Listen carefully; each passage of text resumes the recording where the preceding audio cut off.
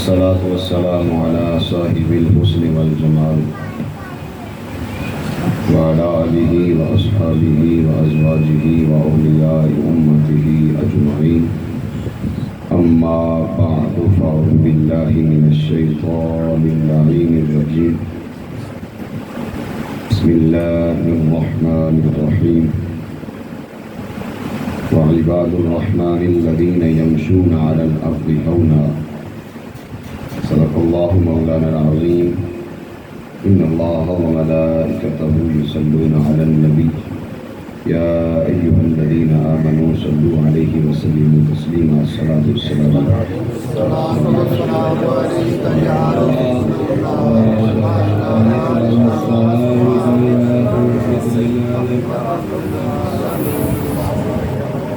آج کی یہ پروقار محفل پاک کا سلسلہ شان اولیاء منعقد ہے. اللہ تبارک و تعالی ہمارے بھائی قبلہ حافظ کیسر محمود صاحب اور ان کے برادران، ان کے والدین، دیگر جتنے بھی احباب نے مل کر اس مجلس کا انعقاد کیا، اللہ تعالیٰ سب کو تندرستی والی لمبی زندگی عطا فرمائے اور اللہ تعالیٰ اس گھر میں اپنی خاص رحمتوں کا نزول فرمائے. حضرت ذی وقار اس پرفتن دور میں جب لوگوں نے دیکھا کہ اللہ کے ولی جن پر ولایت کی مہر لگ جاتی ہے، لوگ ان کے قدم چومتے ہیں، تو لوگوں نے دعویٰ کرنا شروع کر دیا کہ ہم بھی اللہ کے ولی ہیں. کیونکہ آپ جانتے ہیں کہ اصل چیز کی جتنی ڈیمانڈ ہو اس کی ڈپلیکیٹ اتنی زیادہ نکلتی ہے. اصل چیز ہے نا، اس کی جتنی ڈیمانڈ ہے اس کی ڈپلیکیٹ اتنی زیادہ نکلے گی. ہر بندہ یہاں پہ یہ دعویٰ کر رہا ہے کہ میں ولی ہوں، میں ولی ہوں، لیکن اللہ تبارک و تعالیٰ نے ایک بڑا خوبصورت ہمیں طریقہ بتا دیا ولایت کے پیمانے کا کہ ولی کون ہوتا ہے. سبحان اللہ. 19واں پارہ اللہ تبارک و تعالیٰ نے ارشاد فرمایا وَعِبَادُ الرَّحْمَنِ الَّذِينَ يَمْشُونَ عَلَى الْأَرْضِ هَوْنًا. بے شک رحمان کے بندوں میں سے اس کے بندے وہ ہیں جو آہستہ سے زمین پر چلتے ہیں. یوں سمجھ لیں کہ ولی کی پہلی نشانی یہ ہے کہ وہ جب زمین پر چلتا ہے تو آہستگی سے چلتا ہے. آہستگی کا مطلب یہ نہیں ہے کہ وہ دبے دبے پاؤں رکھتا ہے، نہیں. اس کا مطلب یہ ہے کہ جب وہ چلتا ہے تو اس کے ہاتھ اور پاؤں بھی مخلوق کے لیے نرم ہو جاتے ہیں اور دل اور زبان بھی مخلوق کے لیے نرم. اور پھر فرمایا وَإِذَا خَاطَبَهُمُ الْجَاهِلُونَ قَالُوا سَلَامًا. اور جب ان سے جاہل مخاطب ہوتے ہیں تو اللہ کا جو ولی ہوتا ہے وہ کہتا ہے بھئی سلام ہے، وہ باس میں نہیں بڑھتا. آج ہر بندہ مفتی بننے کی کوشش کرتا ہے. آج اگر کسی کے سامنے کوئی بھی مسئلہ رکھ دیں تو وہ 1000 دلیلیں پیش کرتا ہے. اگر کسی کے سامنے کوئی اپنی جسم کی تکلیف رکھ دے تو وہ 1000 نسخے بیان کرتا ہے. جس طرح عرب کا نا ایک آدمی پاکستان میں آیا تو وہ یہاں پہ کچھ دیر رہنے کے بعد جب عرب میں سعودی عرب میں واپسی گیا نا، کسی نے پوچھا بھئی پاکستان گئے ہو، وہ کیسے لوگ ہیں؟ وہ ہنس کے کہنے لگا کلو مفتی کلو طبیب. یعنی پاکستان میں ہر بندہ ہی مفتی ہے اور ہر بندہ طبیب ہے. کوئی کہنا بھی سر کو درد ہے، وہ بندہ کہ جو کچھ نہیں جانتا وہ بھی ہمیں کوئی 10-15 گولیوں کے نام بتا دیتا ہے. یہ تو کوئی مسئلہ ہی نہیں ہے, چیز کھاؤ گے تو بالکل ٹھیک نہیں ہے. یعنی اس پرفتن دور میں ولی کی پہچان یہ ہے کہ وہ جب زمین پر چلتا ہے تو آہستگی سے چلتا ہے, یعنی اس کا دل اور اس کی زبان اللہ کی مخلوق کے لیے نرم ہو جاتے ہیں. سبحان اللہ. اور اس کے ہاتھ اور پاؤں اللہ کی مخلوق کے لیے نرم ہو جاتے ہیں.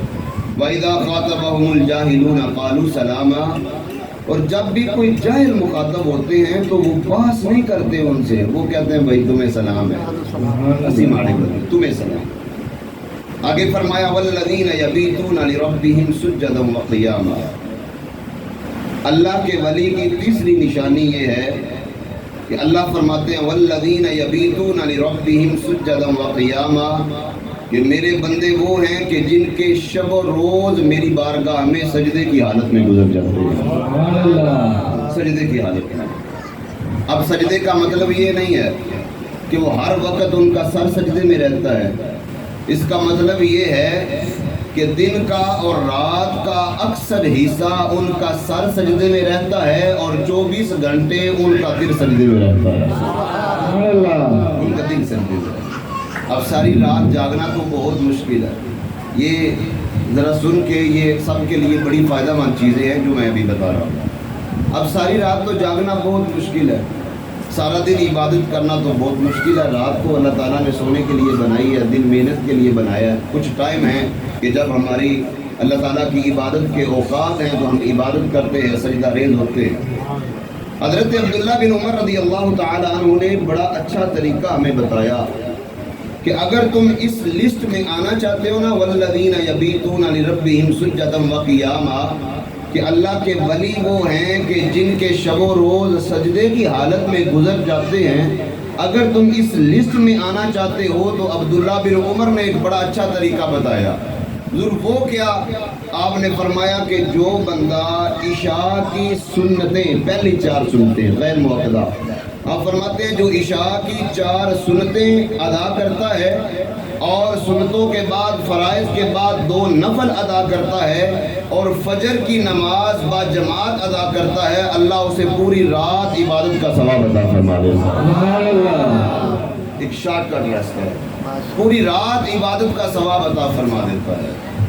تو فرمایا وَالَّذِينَ يَبِيتُونَ لِرَبِّهِمْ سُجَّدًا وَقِيَامًا, کہ اللہ کے بندے وہ ہیں کہ جن کے شب و روز سجدے کی حالت میں گزر جاتے ہیں.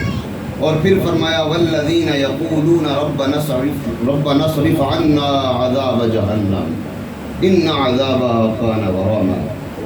فرمایا اللہ کے بندوں کی نشانی یہ ہے کہ وہ ہر وقت یہ کہتے رہتے ہیں کہ یا اللہ ہم سے اپنے عذاب کو پھیر دے.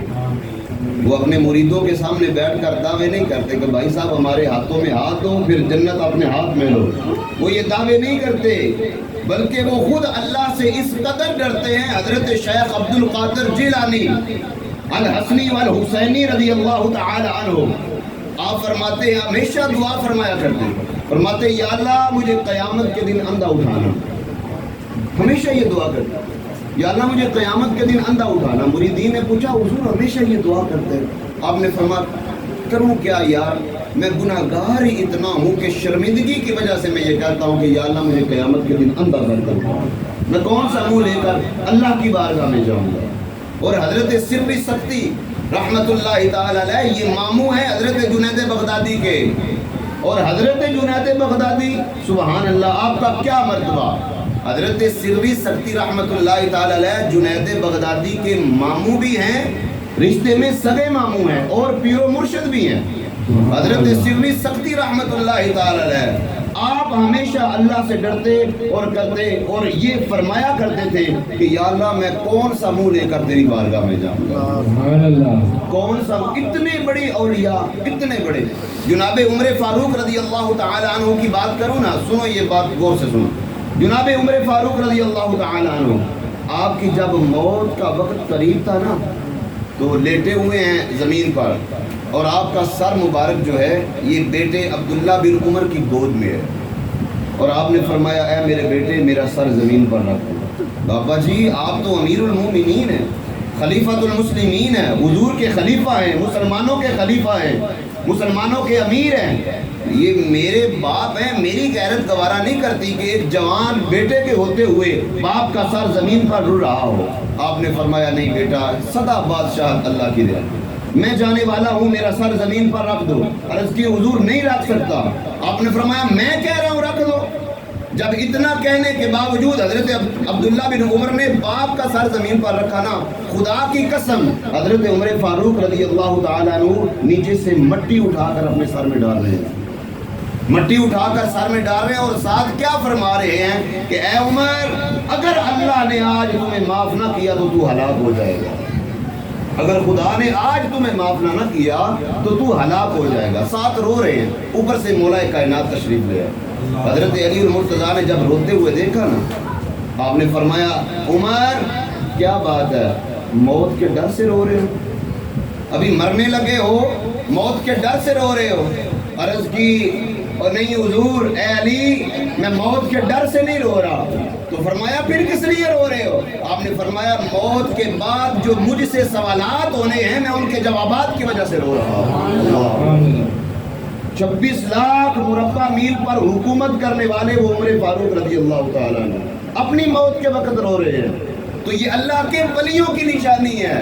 اللہ کے ولیوں کی نشانی یہ نہیں ہے کہ وہ اپنے مسند پر بس چمکدار ہو کر وہ بیٹھے رہیں اور مریدین کو وہ نذرانے بٹورتے رہیں، یہ اللہ کے ولیوں کی نشانی نہیں ہے، بلکہ اللہ فرماتے ہیں والذین یقولون ربنا اصرف عنا عذاب جہنم، کہ وہ ہر وقت دعا کرتے رہتے ہیں یا اللہ ہم سے جہنم کی آگ کو پھیر دو، ہم سے جہنم کی۔ یہاں رک کے میں ایک بات کرنا چاہوں گا، ایک بات یاد رکھیں، جو اللہ کا ولی ہوتا ہے نا وہ دعویٰ نہیں کرتا، جو اللہ کا ولی ہوتا ہے وہ اپنی کرامت کا دعویٰ نہیں کرتا۔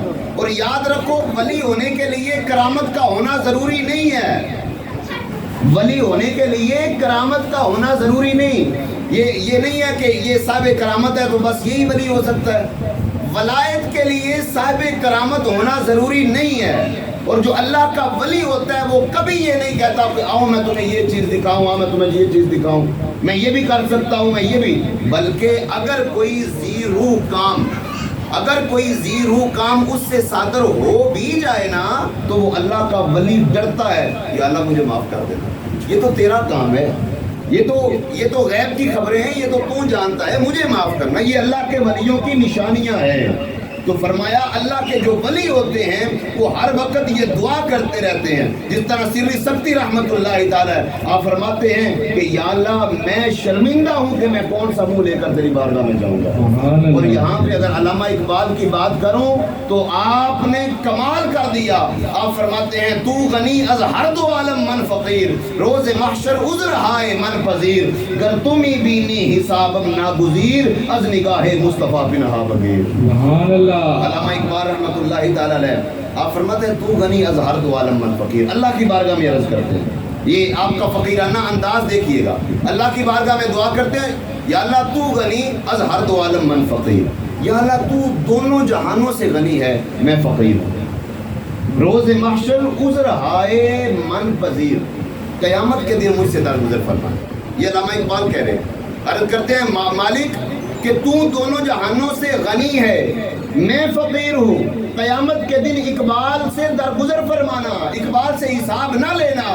اگر فرمایا گر حسابم، مجھ سے اگر حساب لینا ضروری ہی ہوا، فرمایا از نگاہ مصطفیٰ بنہا بغیر، تو میرے نبی کی آنکھوں کے سامنے میرا حساب نہ لینا۔ سبحان اللہ۔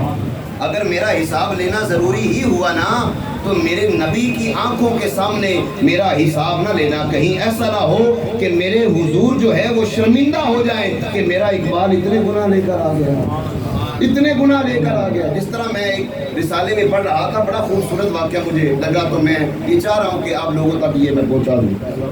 بادشاہی مسجد میں ایک فقیر بیٹھتا تھا، وہ لوگوں سے مانگتا تھا۔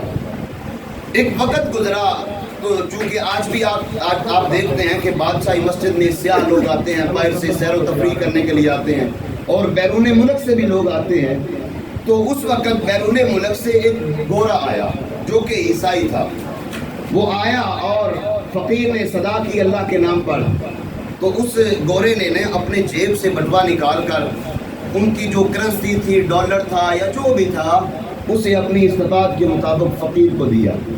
جب فقیر کو دیا تو باقی کے پیسے اس نے بٹوے میں ڈال کر اپنی جیب میں بٹوا ڈالنا چاہا، لیکن وہ جیب کے اندر نہ گیا، پینٹ سے باہر آ گیا، وہ گر گیا۔ اب وہ جو فقیر تھا، جب وہ اتنا کر کے وہ چلا گیا، اب فقیر کی بعد میں اس پر نظر پڑی، نگاہ پڑی، اس نے دیکھا کہ یہ تو اس گورے کا بٹوا ہے، اس نے اٹھا لیا اور گورے کو تلاش کیا، وہ کہیں چلا گیا تھا، نہ ملا۔ اب اس نے وہ بٹوا اٹھایا اور اپنی بیوی کو جا کر دے دیا۔ یاد رکھیں کہ ہمارا یہ المیہ یہ ہے کہ ہم 5 روپے کا سکہ دے کر اوپر پاؤں رکھ لیتے ہیں، 10 روپے کا نوٹ دے کر اوپر پاؤں رکھ لیتے ہیں کہ یہ صاحب جائے اور میں نیچے ہو کر 10 روپے کا 5 روپے کا سکہ اٹھا لوں۔ ہمارا یہ المیہ ہے، ہم مسلمان ہیں، حالانکہ وہ عیسائی تھا اور یہ جو فقیر ہے وہ غریب تھا۔ اس نے کیا کیا کہ وہ جناب بٹوا اٹھایا اور اپنی بیوی کو جا کر دیا اور اپنی بیوی کو کہنے لگا کہ یہ کسی کی امانت ہے، تمہیں اجازت نہیں کہ اس کو کھول کر دیکھو، یہ کبھی وقت آئے گا تو میں تم سے لے لوں گا، یہ ایک امانت ہے کسی کی۔ اپنی بیوی کے ہاں وہ بٹوا رکھوا دیا۔ ایک وقت گزرا، سمجھ لیں کہ کئی سال گزر گئے، وہ فقیر اسی جگہ پہ بیٹھ کر مانگتا رہا۔ اب وہ سیاہ جو ہے وہ گورا دوبارہ پاکستان آیا اور بادشاہی مسجد کو دیکھنا چاہا۔